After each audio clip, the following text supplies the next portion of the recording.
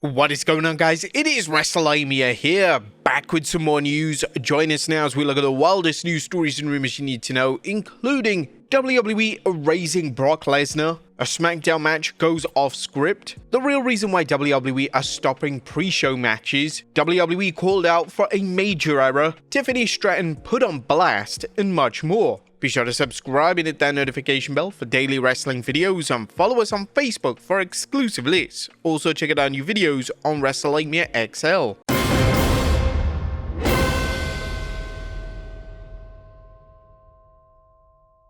Our first story looks at a huge SummerSlam match revealed. Now, the top story today takes a look ahead at this year's SummerSlam, as we may know one of the featured matches that will go down on the show.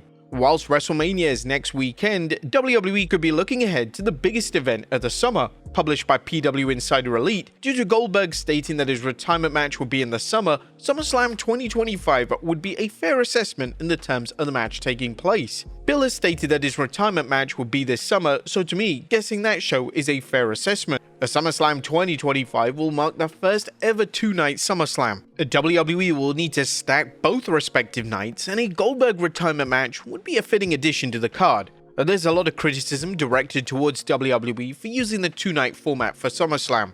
Does SummerSlam genuinely need two nights? WrestleMania is understandable, but for a show such as SummerSlam, it seems like a huge overkill.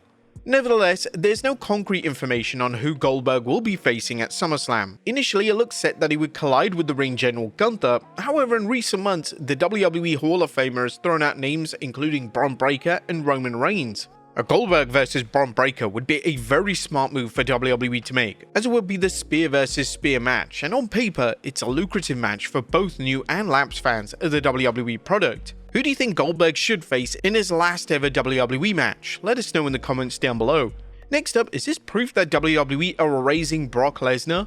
Brock Lesnar hasn't been seen on WWE programming since SummerSlam 2023 when Cody Rhodes defeated him and presumably passed on the torch, but it appears that direct references to Lesnar are becoming less and less frequent. WWE would post a video to their social media platforms that highlighted Roman Reigns' WrestleMania main event. While 3 of Reigns' main events came against Lesnar, WWE's video avoids showing even a brief glimpse of him. Now, even though there's been a few references about Lesnar dropped in promos and on commentary, WWE seems to be going the extra length in not showing him in videos. Next up, a Smackdown match goes off script. Another week, another instance of a Smackdown match or a segment going off script. As was clear from watching the Smackdown broadcasts this week, the finish of Chelsea Green vs Zelina Vega didn't exactly go down as planned.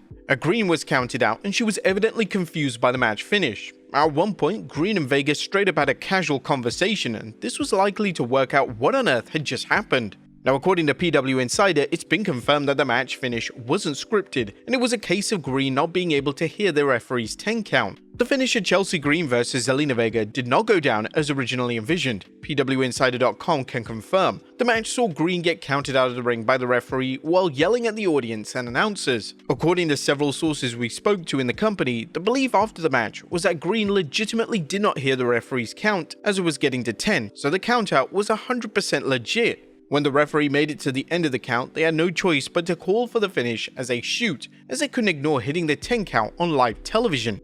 But what was really supposed to happen in the match finish, as PW Insider notes that Vega was scripted to win the match. One person believed that when Vega was tossed in the ring, perhaps Green thought that the referee would start the count anew, so she began focusing on playing to the announcers and the audience, not realizing that the count was still ongoing, and then when it hit 10, the bell had to be called for, as she didn't hear the referee and didn't get back into the ring in time. We're told that there were no injury or anything that forced the early finish, just a legitimate miscommunication.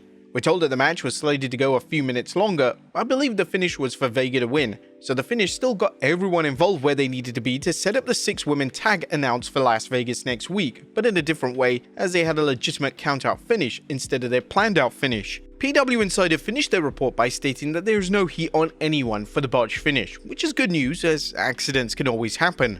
Next up, the real reason why WWE stopped pre-show matches. Now, under the Triple H era, pre-show matches for a premium live event are extremely rare. Although WWE still delivers a pre-show, there are usually no matches on the actual broadcast. This is a complete contrast to how Vince McMahon ran his PLEs, as there would often be numerous matches on the pre-show, and WrestleMania would have a mini PLE of sorts before the show had even commenced.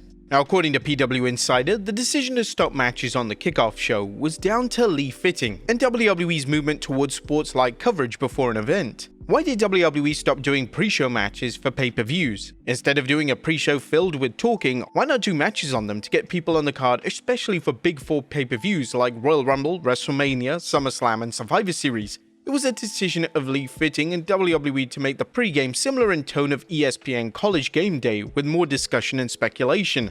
They can always go back to the old way, but there's no requirement to have matches.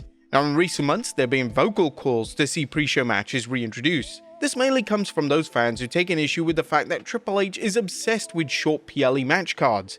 Outside of WrestleMania, the game usually opts for a 5-match card and rarely deviates away from this. This unfortunately means a lot of the key matches never make the PLE match card, and instead they're put on Smackdown, such as the Andre the Giant Memorial Battle Royal. Next up, Rhea Ripley defends WWE's booking. The build to WrestleMania 41 has received extensive criticism from fans online. Fans feel like a lot of the major feuds feel undercooked, and one of the feuds that's received a lot of hate is a feud between Io Sky, Bianca Belair, and Rhea Ripley. The central criticism of the feud is that the WWE are presenting Sky, who is a women's world champion, as a complete afterthought. Interestingly, Ripley has addressed these criticisms directly, and she didn't hold back. Speaking of Sports Illustrated, this is what the former women's champion had to say. I don't want to say we're overlooking Io, because we're not. We know that she's a threat. We know what she's capable of. Hell, I've never beaten her in a one-on-one competition. I know exactly what Io brings to the table. The story is getting spicy. I know a lot of people online want to realize what's going on. Because they hate me or whatever it is, people are going to feel what they want to feel. I'm not to argue with 16-year-olds on the internet, but that's the story. Now, this answer is a smart mix of kayfabe and reality, and hopefully WWE is able to take the feud to the next level on the go-home edition of Raw tomorrow night. Next up is a WWE star bringing back a classic gimmick. Now, over the past few weeks, WWE star Zoe Stark has been seemingly teasing a new gimmick. Stark has taken issue with the way the women's roster dresses, and she's continued to use social media to share her displeasure. Stark believes that the women's roster isn't dressing appropriately for their matches, and this is just like the gimmick of the right to censor from the WWE Attitude Era. Stark is now even using the hashtag censored, which made fans believe that Stark is indeed bringing the gimmick back. This would work incredibly well, as there's so much material for Stark to work with. WWE could even bring back Stevie Richards and Ivory for a brief run. There's actually a lot to gain by giving Stark this gimmick, and virtually zero to lose. Stark isn't doing anything of note on television, and giving a wrestler an outlandish yet controversial gimmick of this kind could do wonders for their career. Some fans may even question how the gimmick would work in the PG era. However, WWE have greatly pushed the guidelines of PG over the past year or so, and this could be Stark's angle in the storyline. She is one name that is trying to enforce that the WWE remains family friendly, and could generate a lot of heat in the process, as not many people want WWE to keep family friendly, right? Next up, a legend signs a new WWE deal. A wrestling legend, the Honky Tonk Man, has officially put pen to paper on a new WWE deal. The former Intercontinental Champion has finally signed a Legends deal, which will see him used in video games and even make future appearances. The news was broken in a statement provided by his management company, saying WWE Hall of Fame legend Honky Tonk Man has officially re-signed a multi-year Legends deal with WWE, marking his third consecutive contract and continuing a remarkable 15-year nostalgia partnership with the company. The Honky Tonk Man electrified the ring with unforgettable performances, shaking, rattling, and rolling his way to an astonishing 454-day reign as Intercontinental Champion, one of the longest in WWE history.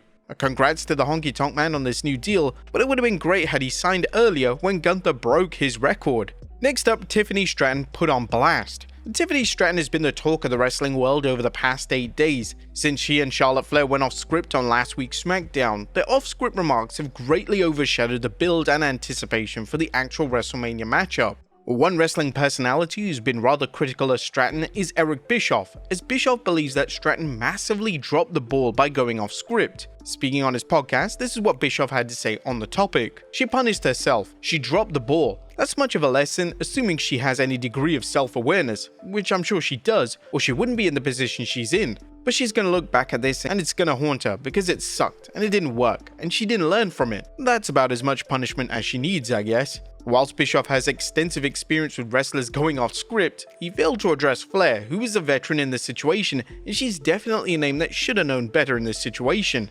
And finally, WWE called out for a major error. Our final story today takes a look at a recent tweet from the New Day member Xavier Woods, who appears to be legitimately furious with WWE's digital team. Woods took to X this weekend to share the fact that the WWE had labeled New Day as the Street Profits on WWE.com. This type of error is inexcusable, and WWE should have known better. In his post on X, Woods stated, "After we win the titles at WrestleMania, the disrespect comes to an end." And New Day are now set to challenge for the tag titles next week at WrestleMania. They will face the War Raiders, and there's been a lot of cause to see the WWE add a stipulation to the matchup. But there you have it, folks, the wildest news stories and rumors you need to know. Be sure to leave your comments down below, and I'll see you next time with some more wrestling content.